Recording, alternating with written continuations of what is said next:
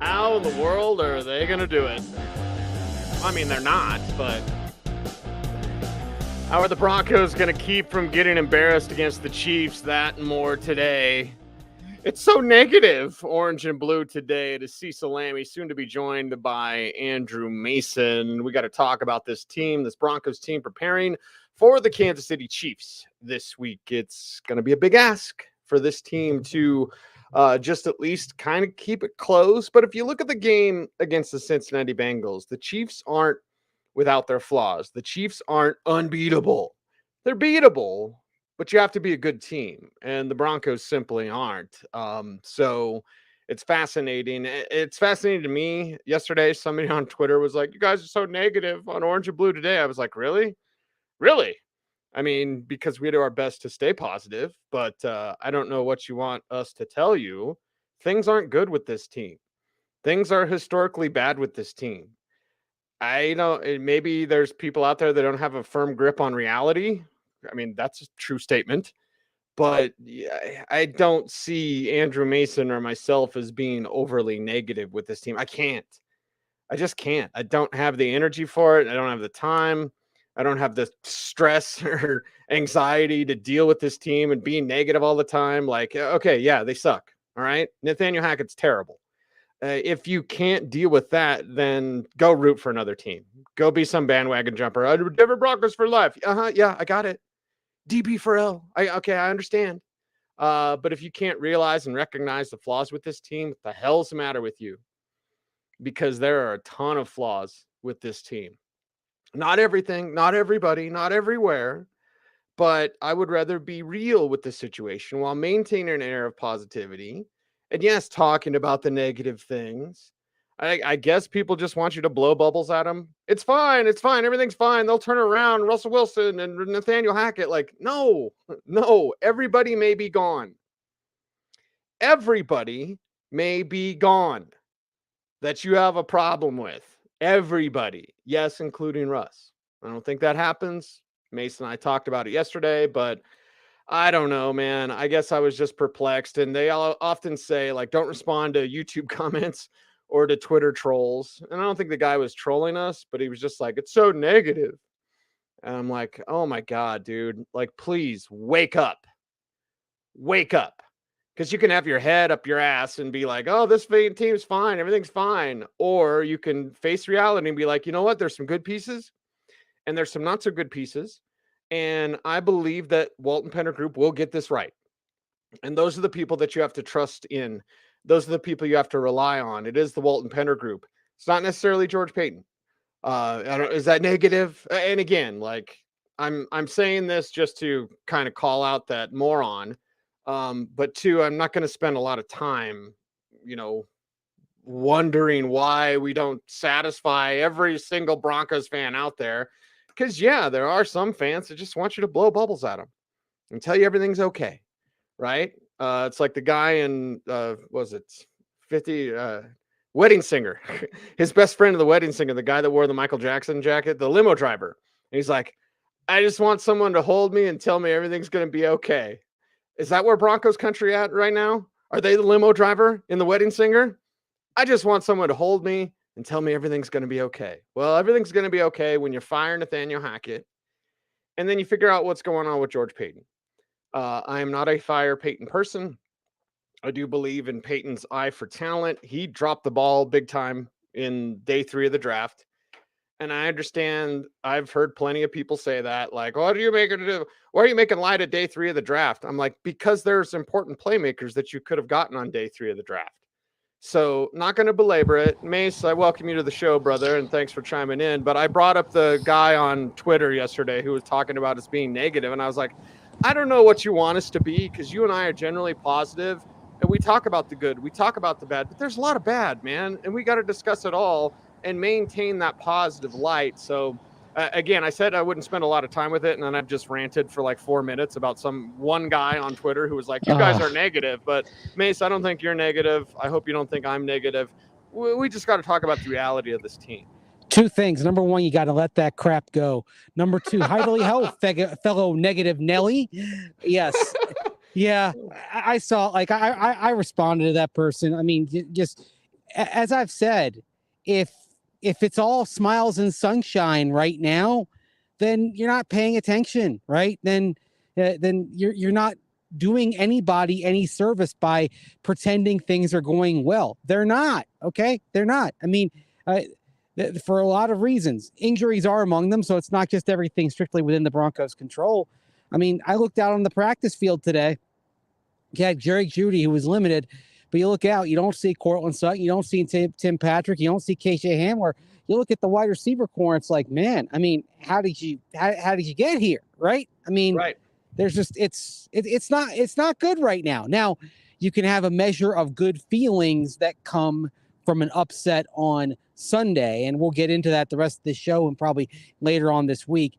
And I can say this, I know that there's a lot about that's being said about Nathaniel Hackett's, dare I say, kind of blasé response when the or at least maybe not blasé, that's the wrong word, maybe just kind of muted milk toast response when the 13-game losing streak to the Chiefs was brought up.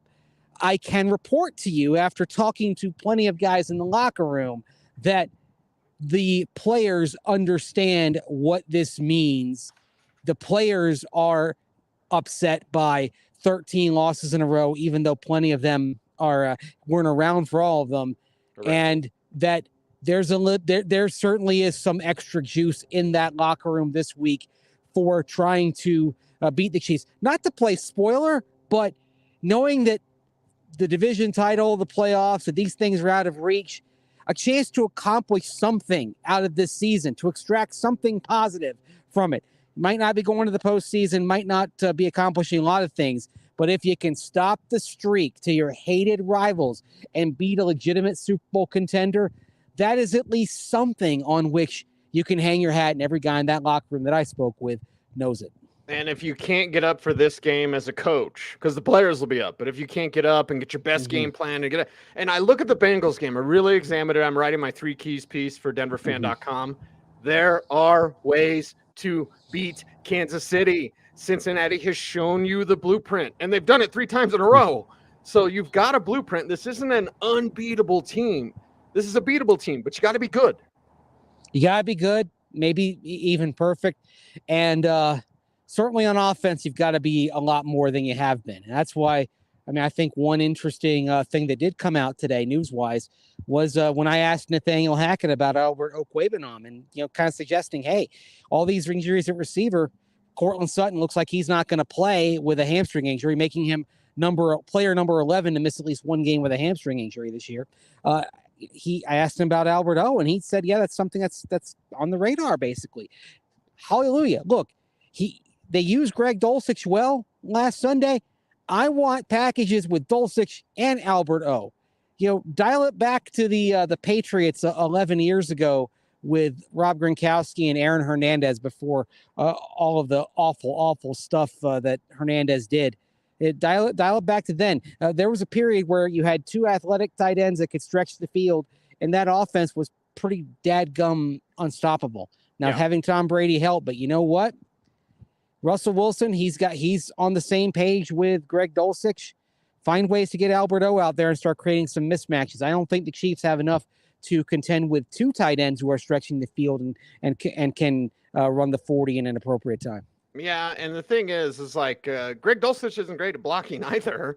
Now he's better than Okwuegbunam, but like watch the JT O'Sullivan video. I should tweet it out again when he broke down the Panthers game, and he's kind of in the same spot I think we all are, because JT, former quarterback, of course, and I think he was college teammates with Rich Scangarello. He really likes Skanks. No, he was college teammates with Nathaniel Hackett. Ah, there you go. They were Scangarello was in there somewhere too. With JT O'Sullivan. So. UC Davis. That's where they were both together. Hackett and O'Sullivan crossed over for 3 years together. Okay. And so that's why. And there were some people who looked at that film knowing that and said, well, maybe he's trying to kind of cover for his buddy. Not exactly, because O'Sullivan was shredding the Broncos scheme as well. It wasn't just all let's rip on Russ. It was bad play design, bad execution elsewhere. He pointed out all of that. That's why it's 30 minutes that I think is worth your time to watch if you haven't seen it out there on YouTube. It's very well worth your time. And like us, Mace, it's painful to go through some of this, and you heard that in JT's voice where he's like, man, this sucks. This is terrible design. You don't see this in the pros. I don't know what's going on, but this is bad football. So Albert Okwuegbunam and any sort of receiving capacity, it can work. Mm-hmm. It can work. And one thing we know about Hackett, he's going to try everything. I mean, that's a positive, right, Mace? He's going to ask for help. And I think that's a big deal in life and in football, like asking for help. And he's going to try everything. Maybe this week, that's what they try. Right. And I saw something in a Twitter response today that suggested that, Hackett's kind of stayed the same. He hasn't changed. Hackett's got some flaws as a coach, but that's not among them. He had 2 weeks into the season, Jerry Rosberg coming in, handing off the play calling duties to Clint Kubiak. I mean, I think the fact is he has been willing to tweak things up to change things. And so I'd like to see basically instead, with all respect to Brandon Johnson, Jalen Virgil, Montrell Washington, these young receivers, they're not ready yet. They don't know the route tree the way you've got to know it. So what's the harm in plugging Albert O in lieu of one of those guys? Have Albert O outside. Nobody is going to ask Albert O to be an inline blocker. Now, sometimes you may ask him to block on a bubble screen, right? But no one is asking him to be an inline blocker, blocking against an edge rusher, okay? They're not going to do that unless they've lost their minds. They've got Eric Tomlinson and Eric Saubert for that. Yeah. Andrew Beck wasn't out there today, so if Andrew Beck, this is obviously his second hamstring issue in recent weeks, so there's room on the active roster to have Albert O up if you say we're going to have 4 tight ends up. But don't use him as a tight end. Use him in space. Use him as a big wide receiver. Create some mismatches. And the Chiefs might not be prepared for that. This is only for you and me and maybe for some like diehard Rams fans, but why can't Albert Okwuegbunam be Jacob Harris? Yeah. Jacob Harris was a college wide receiver, transitioned to tight end. He got to the pros and they're like, you can't play tight end. You're a receiver again. Again, like there's ways to be creative and there's ways to help this offense, like with or without Sutton. And I think that hamstring, I would say he's on the wrong side of questionable, Mace. That's a guess. Yeah. What do you think? Hackett indicated, and usually Hackett's the guy who's leaving the door open for as long as possible.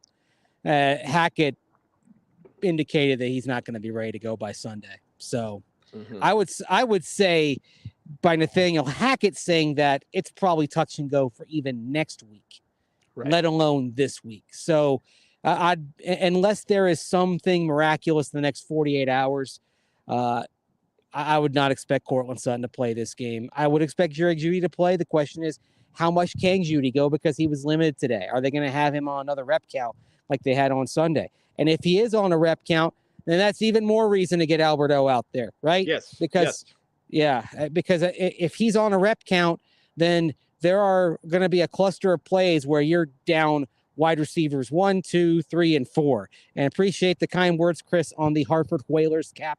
Yes, I like to dust off the throwback. And it matches your shirt. Yesterday when we were in that meeting, I had to tell you, brother, because I think you're wearing a Braves hat. You're almost always wearing a Braves hat. Braves hat and a creamsicle box, and I was like, brother, that doesn't match. Like, I know you don't match your shoes, but match your lid, man. It's got to match. I'm wearing anti-gravity machine ones today because I'm wearing my license plate hat, the Colorado smoke and gun hat, and these are obviously green because the license plate is green. Got to match, baby. You got to match. So I like that your Whalers matches your plaid today. Oh, I appreciate that. I don't really think about it going into the day, to be honest with you. I think too much about it, probably. I'm very much throw and go. You know what? That's why I like sweatsuits, Cease. Because you can't screw those up. And yeah, my kicks may not match the sweats. I may be, sometimes I am wearing Nike shoes, Nike Air Maxes with Puma sweats. I'm sorry. I'm not at that level where I coordinate my shoe brand with my clothing brand. Okay. I'm never going to have enough shoes in my closet to do that. I'm not you, Cease. I can't. I do have some nice shoes though. I do. I appreciate it. I do have some Jordans as well, but I can't get to that level. I Yeah. try, but I can't get to that level. Well, there's a reason why I'm broke and you're not. It's because I have 110 pairs of Jordans. Anyway, it is orange and blue today. I feel like the best way they could do this, and how many times are we going to say this? But like, slow it down. If you don't have Cortland Sutton and you're trying to go Benham at wide receiver and Jerry Judy's on a snap count, okay, slow it down. Run the damn ball. Play keep away from Pat Mahomes. You saw what Samaje Perine was able to do, and the Broncos aren't the Bengals, and they don't have Joe Burrow, and they don't have Jamar Chase, and all these sorts of things. But like that formula in pressuring Mahomes, in slowing the game down, and utilizing your ground game, it's not like Joe Burrow went nuts through the air, but they did enough, and they ran it effectively, and they kept KC. And KC had a lead late. Yeah. Okay, like 24-20, whatever it was, like. They had that lead late, but Cincinnati kept plugging it with the run. And if there's ever a week to do that, well, again, Mace, broken record time, it's this week. And here's the thing. You do all that, it might not be good enough because you still need KC to mess up at one point on their own. So you do all that, but if Patrick Mahomes doesn't lose the ball at the goal line, right. Travis Kelce doesn't fumble. Right. Kansas City wins that game. And so that's why, while definitely the Bengals, I wouldn't say they haven't figured out, but they've figured out how to at least stay in it. But they set up a situation where one mistake can make the difference. That's what they've done. They've given themselves a shot. And so if you're the Broncos, you've got to get down to where if the Chiefs do make that mistake, that you're ready to capitalize and can pull off the upset. And so it does mean playing a tempo game. You look at some of the other games the Chiefs have lost over the years. I think it was back in 2019, if I recall correctly. I forget the year, but Indianapolis goes in there and just basically they kind of take the air out of the ball, right? They take their time. They take their time. They keep it on the ground. And it was a day the Chiefs had double-digit penalties, and they pulled off the upset.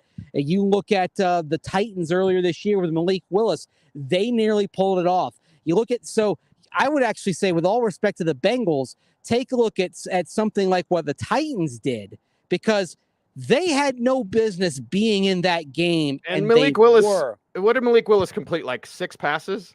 Yeah, I mean, it wasn't much. They didn't trust him.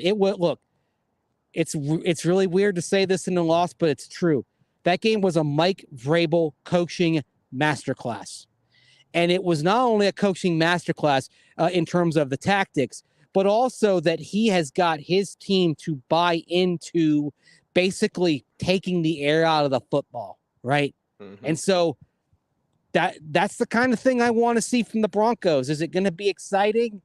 No, but if this game is exciting, the Broncos probably, in terms of a lot of points on the board, if it's 35, 38 points, the Broncos probably aren't winning this. This isn't going to be the Chiefs coming out there like they did week 18 last January and kind of winging it a little bit, right? No. This is the Chiefs coming off of a loss, knowing that they're still in great position for a number 1 seed, but feeling some heat on their heels. I think they're good. And also, by the way, being healthy. Every Chiefs player on the active roster practiced today. Yes, even Kadarius Toney, which is news. Yes. I wrote that earlier today. I said it's not news when Kadarius Toney misses practice. It's news when he actually practices. So they're getting healthy. And by the way, that loss to the Bengals lost them the number 1 seed. I'd feel much better about this game if they had won and they were riding high and maybe overlooked Denver. And now they need to get right. They need to get back at it, because now Buffalo with that tiebreaker, both of them have 9-3 records. Buffalo is the number 1 seed. And Cincinnati is right on their heels, and Cincinnati has the tiebreaker too. So it's so in all likelihood, while the Bills, may take a little bit of a hit here with Von Miller going down for the season, in all likelihood, you got this game and then that game on New Year's Day. The Chiefs are probably still going to be playing for everything in that game as well. So you're not going to. It doesn't seem very likely at this point, Cease, that you're going to get the break of having the Chiefs throttling back in order to snap this streak. You're going to get the Chiefs at their best. So you've got to force them to play the kind of game that makes them fidget. And that type of game is like make them dink and dunk. No big plays. limit Travis Kelce. There's kind of a temperature gauge for the Mhm. Chiefs, and it's how Yeah. Kelce does compared to how they do. Like if they're dealing and Mahomes is just slinging it, then Kelce's going to have a big game. If you can somehow slow it down, turn it into a boxing match, blow for blow, just like it's slow, and the Chiefs are up by 7, but then you bring it back, and now they're only up by 4. But then Yep. so you have to like kind of lull them into a sleep. The way to beat Kansas City is to not have them turn on the Jets. Mm-hmm. Yeah, and I don't mean this in a bad way. The Chiefs as a team kind of have a little bit of ADHD, right? Mm-hmm. Right. And so if you get them playing a different kind of game tempo wise, they do kind of fade off a little bit. They get knocked off kilter, and that's where you have the and that's where you can actually have a drive that doesn't end in a score and be okay. Okay, let's say for example, say it's a 3-0 game, and the Broncos have a 6-play drive.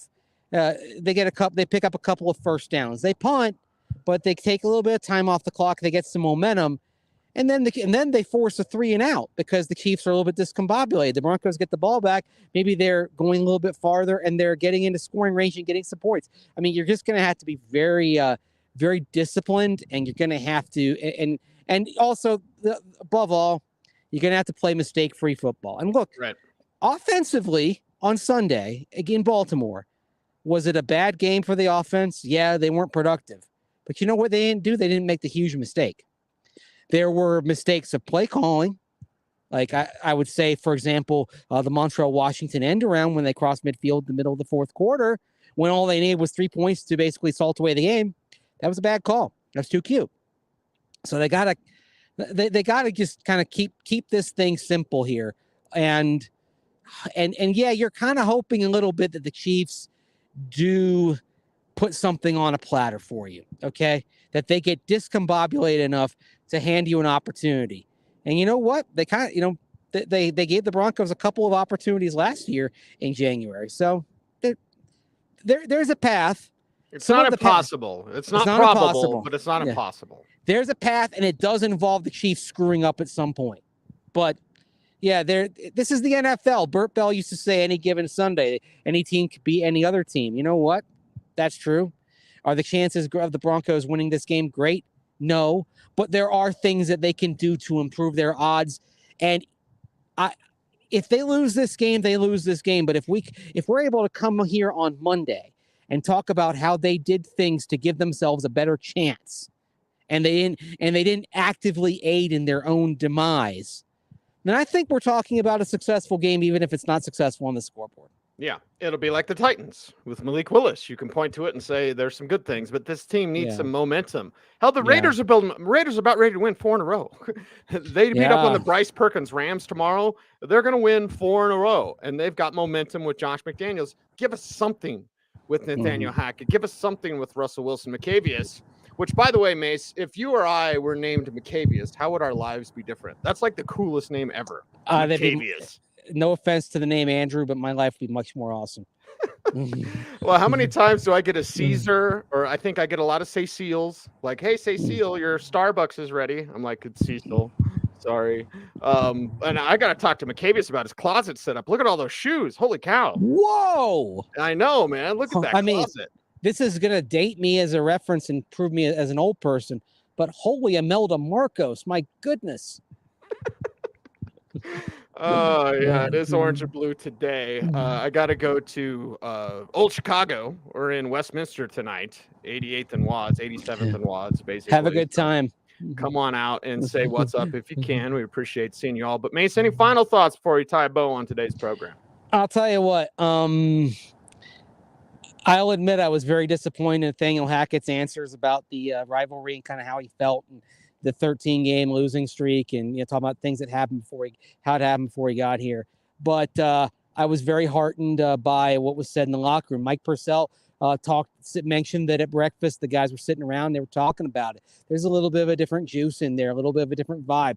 So even though people are frustrated maybe with what Nathaniel Hackett said, know that your guys, those guys in the locker room that are going to go out there in their helmets and shoulder pads on Sunday and give their all, know that they've got more juice, and this means something to them. 22 Janos, 22. Who'd you say 22 of earlier? Kendall Hinton's. Oh, 22 Hintons. I'm going to say 22 Purcells. Okay. That's right. Mm-hmm. Yeah, the Pride of Highlands Ranch, baby. There you go. It is Orange and Blue today, 3:30 p.m. Mountain Time, Monday through Friday. He is Andrew Mason. You follow him at Mace Denver on Twitter. Tell us how negative we are. I am at Cecil Lammey. I'm bitter. You responded to the guy, Mace. I just muted him. Like, that's all I do with people who piss me off. I'm like, I'm not going to block you, because then people are like, Cecil Lammey, block me. I just mute him. Like, I never hear from you. Yeah, you know why? Because I don't see your tweets. Because you're going to retweet that ridiculous crap to me. I'm just going to mute you. You know what? I just want the person wasn't like cursing at me or anything. No, no. I just wanted to see if, like, just to be real. But like, you know what? I'm gonna defend what we do. Like, and like I told that person, look, you know what? There are other spaces out there where if you want all smiles, sunshine, lollipops, rainbows, everything, if you want the happy talk, there are places to go for the happy talk. We're gonna keep it real here. Yep, that's what we do. Orange and Blue today. He's Mace. I'm Cease. Appreciate you. It's BFD to watch OBT. Until next time, be safe, be kind, know that you are appreciated. He's Mace. I'm Cease. Stay tuned and stay frosty.